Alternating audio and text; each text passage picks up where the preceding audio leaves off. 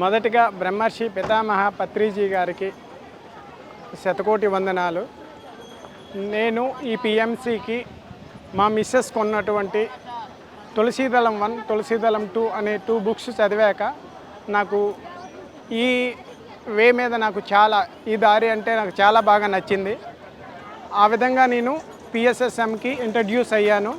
ముఖ్యంగా ఈ శివోహం గురించి కానీ మనం మాట్లాడదలుచుకుంటే స్టార్టింగ్ ఫ్రమ్ రిసీవింగ్ ఎంత బాగా రిసీవ్ చేసుకున్నారంటే ఆ చెక్ ఇన్ దగ్గర నుంచి వాళ్ళు చాలా బాగా మమ్మల్ని రిసీవ్ చేసుకున్నారు. వరలక్ష్మి మేడం గారు అయితేనేమి, నెక్స్ట్ శ్రీలక్ష్మి మేడం గారు అయితేనేమి, నెక్స్ట్ ప్రసన్న కుమారి గారు అయితేనేమి, నెక్స్ట్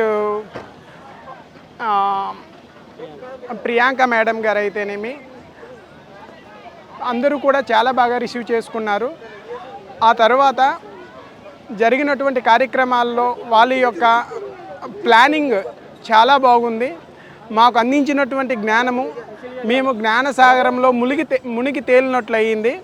అదేవిధంగా ఈ శివోహం కార్యక్రమానికి అటెండ్ అవ్వడం అనేది పూర్వజన్మ సుకృతంగా నేను ఫీల్ అవుతున్నాను. ఈ శివోహం కార్యక్రమంలో వాళ్ళు అరేంజ్ చేసినటువంటి భోజన సౌకర్యం కానీ, అకామిడేషన్ సౌకర్యం కానీ చాలా బాగున్నాయి.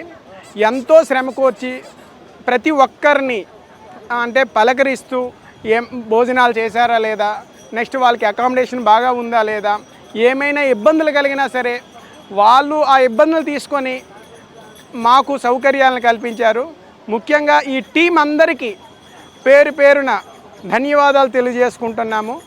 ఈ కాశీయాత్రలో శివోహం అనేటటువంటి కార్యక్రమంలో మేము కుటుంబ సమేతంగా పాల్గొన్నాము అని చెప్పడానికి మేము గర్వపడుతున్నాము. ఇటువంటి కార్యక్రమాలు పిఎంసి చాలా జరుపుకోవాలి.